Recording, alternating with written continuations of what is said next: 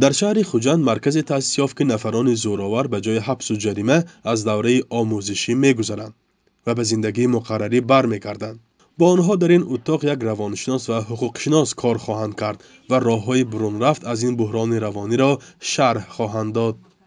و آنها یعنی الटरनेटिव میمونن. انتخاب کنید.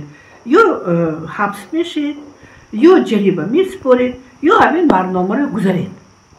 همین بعد گذاشتن برنامه بیشتری همین آدمانی که خشمشون رو نگاه داشتن میتونن، رفتارشون رو اداره کردن میتونن، همین ها یعنی آموزنده میشوند تا که آنها سالم به عائله خودشون برگردند.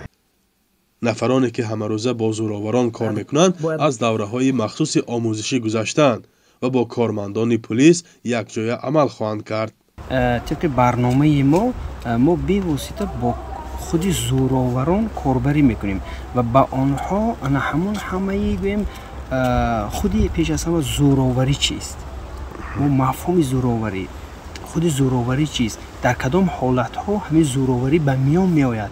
همین مفهوم رو پیش از همه به آنها میرسونیم و دیگر همین وقتی که همین گویم در مشغولیت ها، در همون صحبت ها، در همون واخوری که ما میگذاریم، ما کوشش میکنیم که با آنها فهمانده، با آنها کاربری کرده از همین گویم حالت آنها رو برآوریم. این مرکز با مبلغ‌گذاری سازمان امنیت و همکاری در اروپا و در همکاری با حکومت تأسیس یافته است.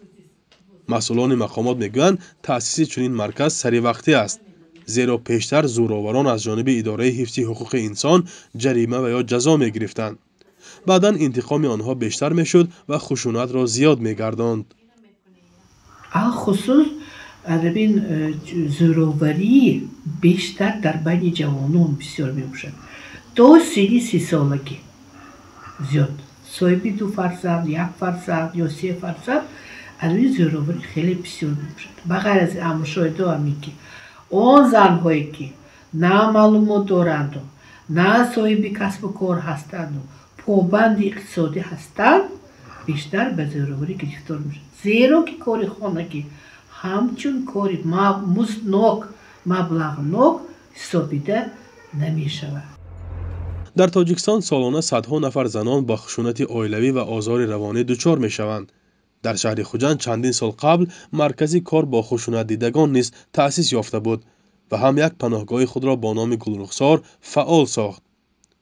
مسئولان این مرکز میگویند وقتی زنان هدف لطوکوب قرار میگیرند یا حتی از خانه رانده میشوند، سازمان گلرخسار به آنها برای 2 هفته جای زیست امن میدهد. برای طبابت، دلبرداری و حمایت آنها سازمان روانشناسان، طبیبان و حقوقشناسان را جلب میکند.